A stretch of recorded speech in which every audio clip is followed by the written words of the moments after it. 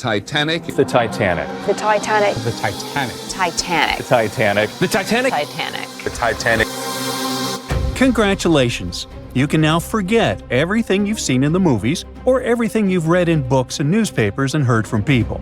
Now we have the most detailed and reliable study of the famous sunken ship.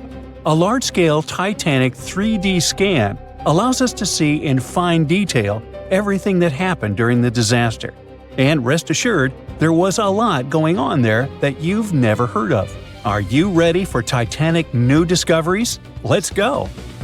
There's a fat chance, or a thin chance, take your pick, that there are no people here who haven't heard of what happened.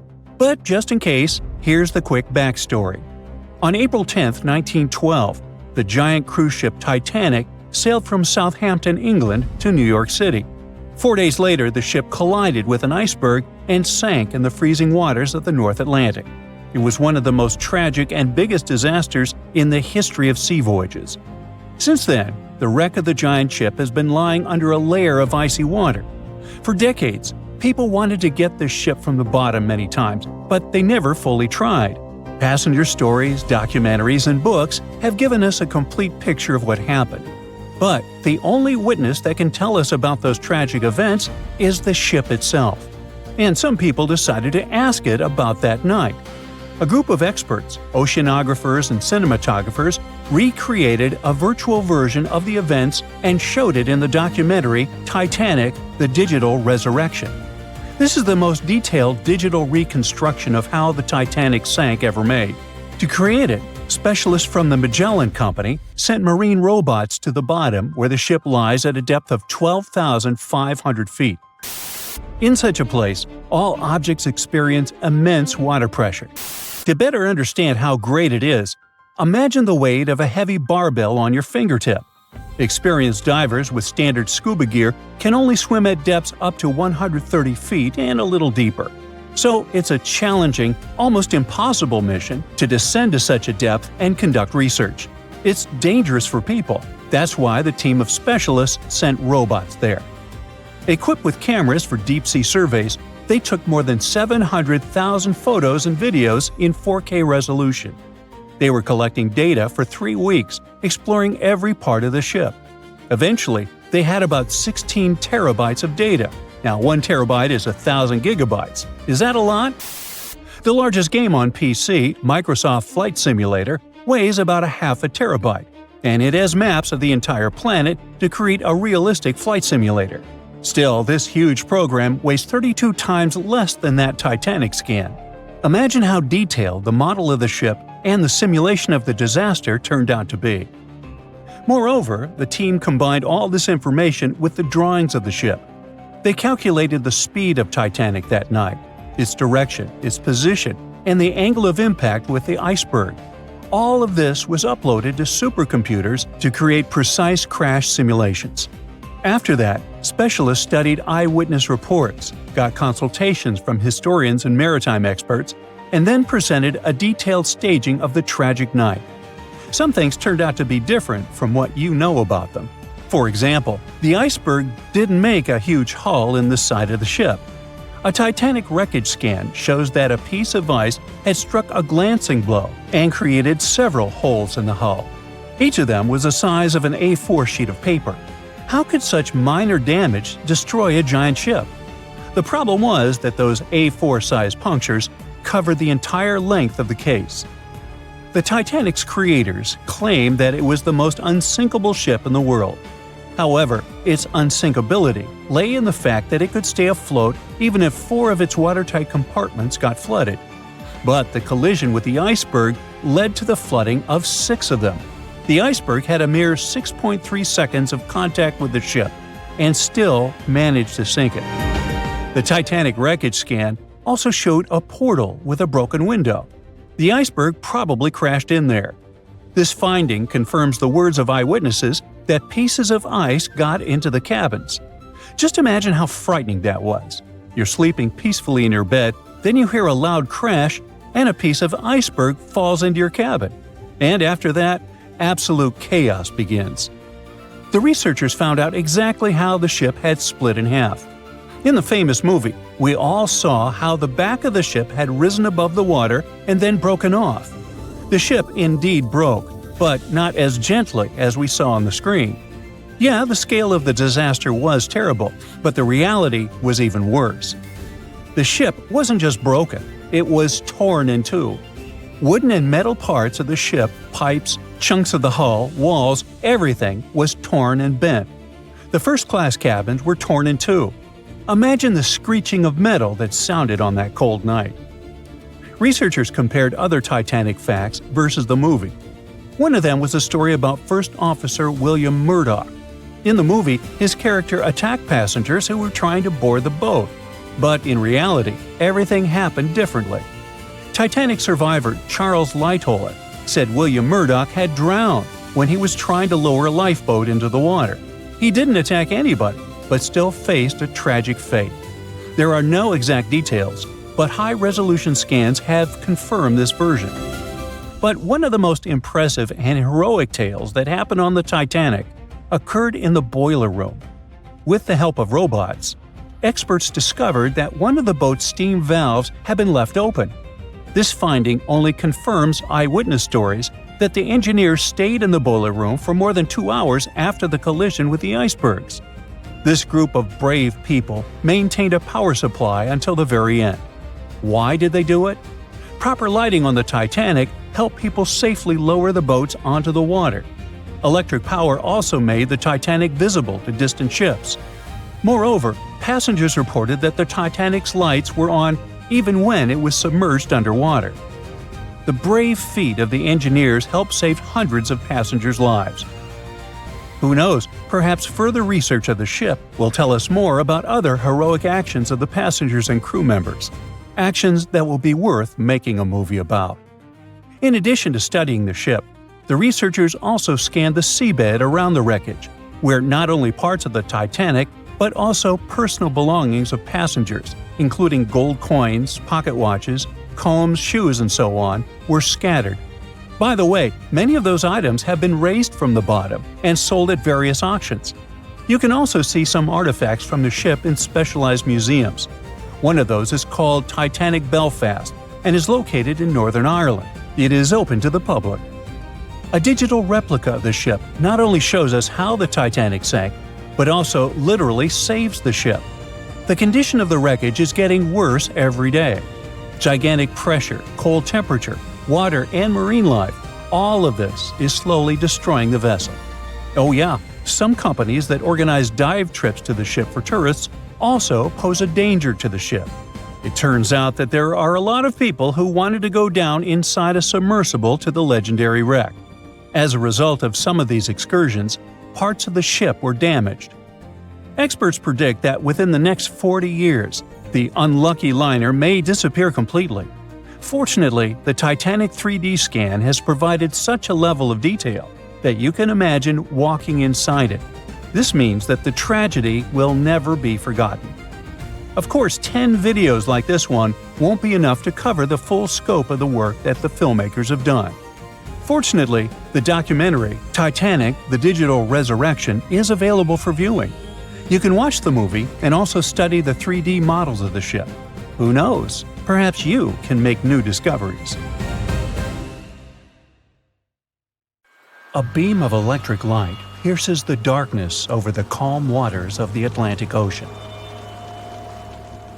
The Titanic is quietly making its way through the waves, its passengers asleep, when suddenly a monstrous white shape is caught in the light beam.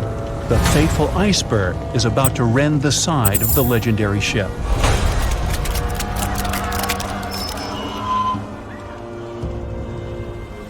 April 14, 1912, only 2 days before someone will take a photo of a giant iceberg with a pretty unusual elliptical shape. It turns out that this iceberg most likely formed out of snow that fell 100,000 years ago. Researchers used computer modeling to figure out its origin. They used data from 1912 and added some new information about winds and ocean currents. They concluded that the iceberg was probably a part of a small cluster of glaciers in southwest Greenland. These days, it's possible to calculate the routes of such icebergs in any given year in the past. So the infamous chunk of ice was on its way from Greenland to an area further south from Cornwall. If the ship had passed through that region only 2 days later, the iceberg would have moved far away from the point where they met. At first, the weight of the most well-known iceberg in the world was 75 million tons. With time, it started to slowly melt away, and when it sank the Titanic, its weight was only 1.5 million tons. By the time of the collision, it had probably been melting for months, but it was still a true monster. When the Titanic sank, the iceberg was 400 feet long, and more than 100 feet of its surface was above the water. Some people believe it was a supermoon that caused the Titanic to sink. That night, there was a rare lunar event. It hadn't happened for 1,400 years. In normal conditions, the iceberg wouldn't have traveled so far south without melting and losing the largest part of its mass. But the supermoon could have been the reason for an unusually high tide that pulled the iceberg away from the glacier way faster than usual. There's a specific type of bacterial that slowly consumes the remains of the Titanic. Salt corrosion, ocean currents, freezing temperatures, plus this rust-eating microorganism might consume the entire wreckage. American actress Dorothy Gibson was aboard the Titanic. She survived, and when she arrived in New York, she started filming a movie called Saved from the Titanic almost right away. The movie was released only a month after the Titanic sank, and in the movie, she even wore the same shoes and clothes she had during the actual disaster. The movie was a big success at that time, but the only known copy was destroyed in a fire. 14 years before the Titanic sank, a novella called Futility had been published, and it seemed to have predicted the whole event. The plot centered around a fictional ship called the Titan that sank during its voyage. The Titan was almost the same size as Titanic, and they both went to the bottom in April. The reason was hitting an iceberg, too. Both the real and fictional ships were described as unsinkable, and both of them had the legally required number of lifeboats, which, as it turned out later, were nowhere near enough. We've seen it in the movie, but there were some real-life love stories happening on the Titanic, too. 13 couples even took a trip on the Titanic as part of their honeymoon. One of the couples owned Macy's department store in New York. Once it became clear the Titanic was rapidly sinking, the woman refused to go into a lifeboat without her husband. But he didn't want to join her while there were still women and children who he thought had to go first. Then his wife gave her coat to her maid. She insisted that the maid should get into the lifeboat, and she wanted her to be warm. As for the woman herself, she decided to stay with her husband till the end. Some people believe Titanic sank because of a mummy, not an iceberg. It all started around 1000 BCE with a mysterious woman who lived in Egypt, in the City of Thieves. People knew little about her, but they called her a priestess. Her mummy was put in a wooden sarcophagus and covered with a large lid with the image of her face and some mystical inscriptions. This place had been hidden until the first half of the 19th century, when a group of locals accidentally came across it. They disturbed her peace. No one knows how, but the mummy disappeared that day without a trace. A couple of decades later, a group of rich friends from England traveled to Egypt and found the empty mummy casket with the image of the priestess, whose dark eyes seemed to be looking into the void.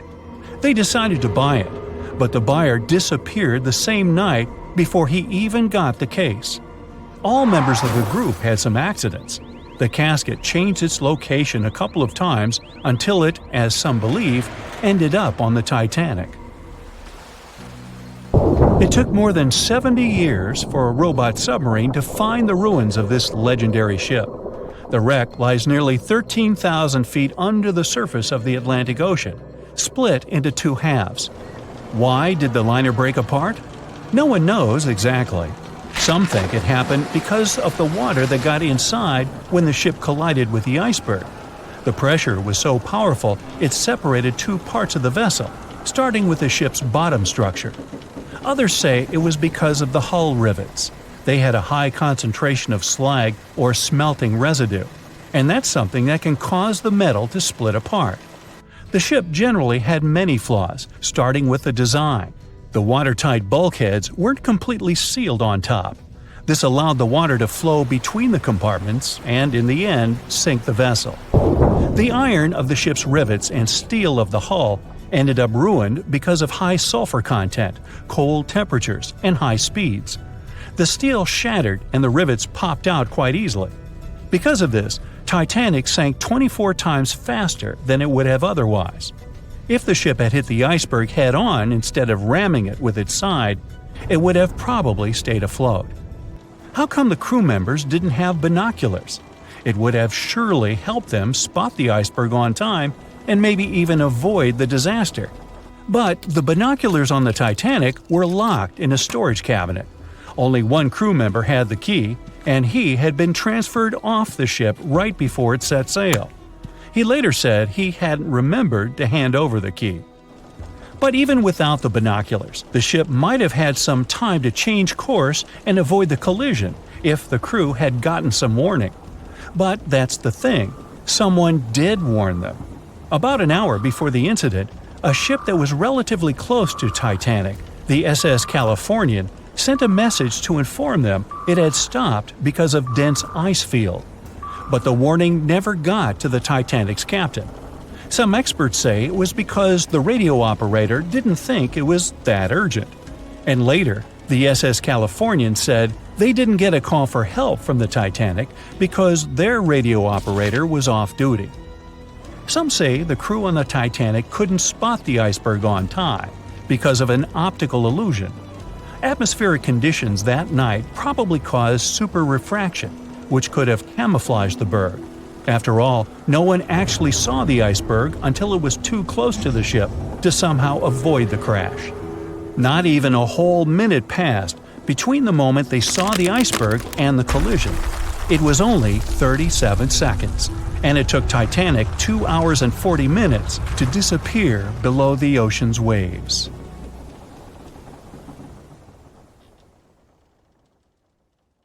Meet Arthur John Priest. No, he isn't famous for being a painter or for discovering some long-lost treasure.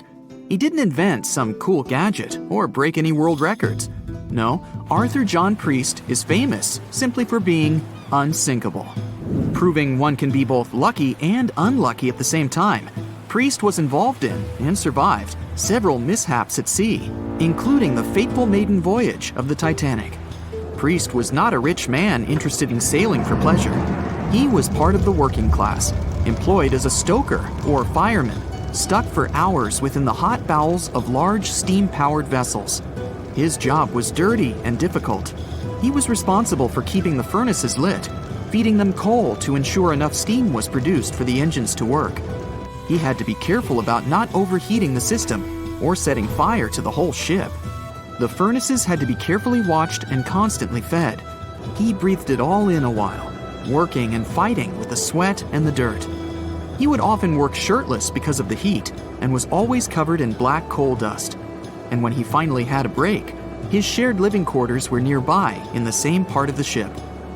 He must have been good at his job, though, because he had no trouble finding work.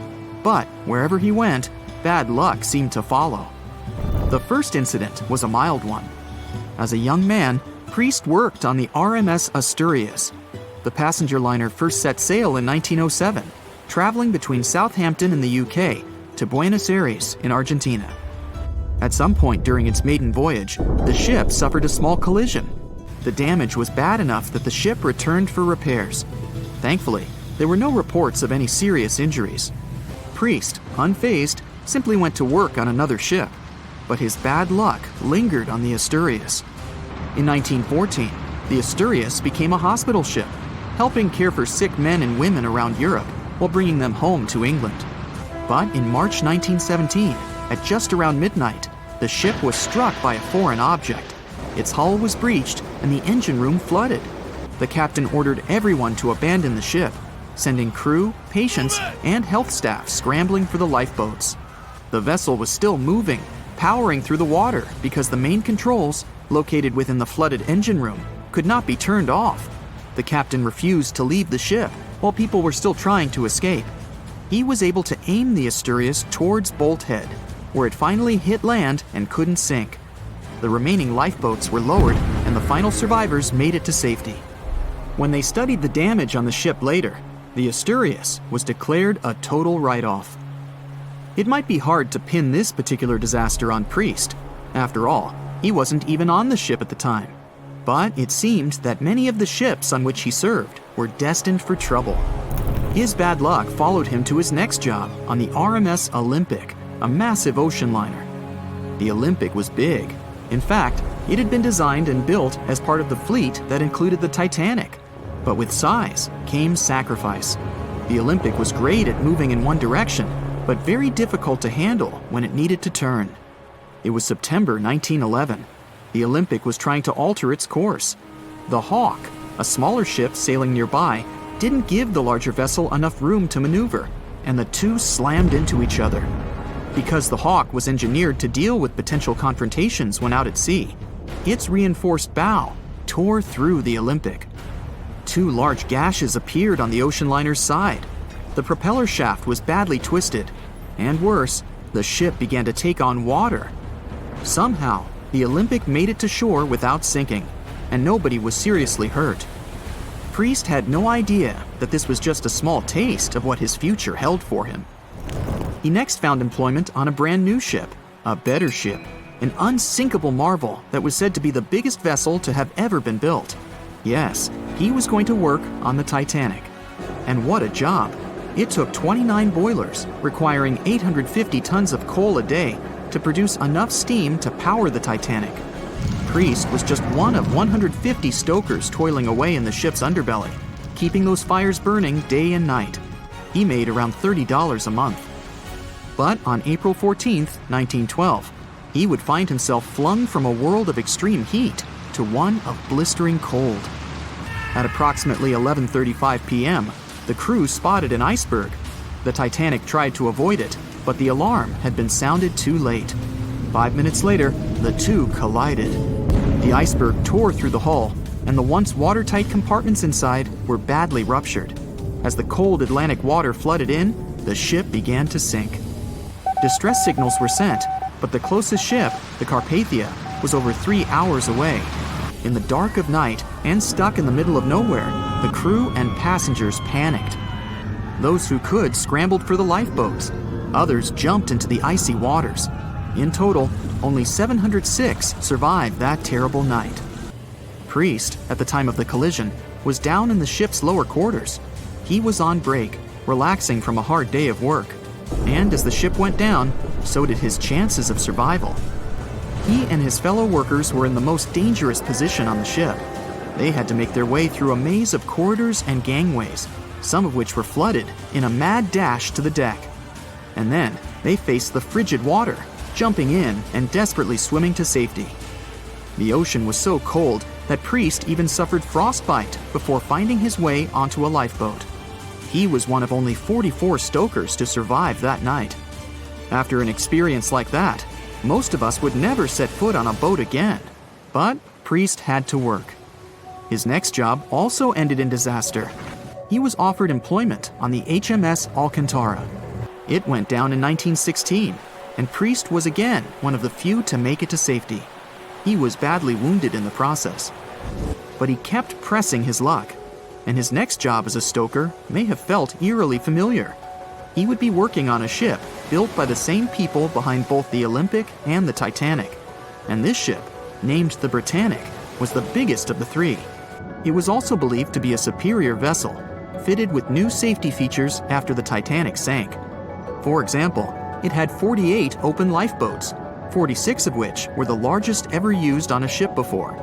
2 of these were even motorized and equipped with special communication devices. The good news? The Britannic survived its first trip without incident. It was already doing better than the Titanic ever did. However, on November 21, 1916, The Britannic was shaken by a loud explosion while traveling through the key channel in the Aegean Sea. The hull was damaged, and some of the compartments began to fill with water. But, unlike the Titanic, the Britannic had been designed for just such an emergency. It had been fitted with 5 watertight bulkheads. Intact, these would help keep the ship safe and floating for a much longer period of time. But there was one issue. Portholes along the lower decks had foolishly been left open. As the ship tilted, the portholes let in water, which flooded the Britannic and hastened its descent into the sea. This effectively made those watertight bulkheads useless. The ship was going down fast, much faster, in fact, than the Titanic had sunk. 35 of the lifeboats were successfully launched, saving most on board. Of the 1,066 passengers and crew, 1,036 survived. Priest, his luck intact, was one of them. And yet, he still wasn't done with a life at sea. He accepted a position as a stoker on the Donegal. It was a smaller passenger ferry that had been converted for use as a hospital boat. In April 1917, it was struck by a foreign object while fleeing an unsafe situation, and though he suffered from a head injury, Priest was again one of the survivors. It took experiencing 2 collisions and 4 sinkings before Priest was finally ready to retire. In fact, he reportedly said he only gave it up because no one wanted to sail with him. Can you blame them? He would live out the rest of his life on dry land in Southampton, England, with his wife Annie and their 3 sons. But Arthur John Priest would always be remembered as the unsinkable stoker. That's it for today. So hey, if you pacified your curiosity, then give the video a like and share it with your friends. Or if you want more, just click on these videos and stay on the bright side.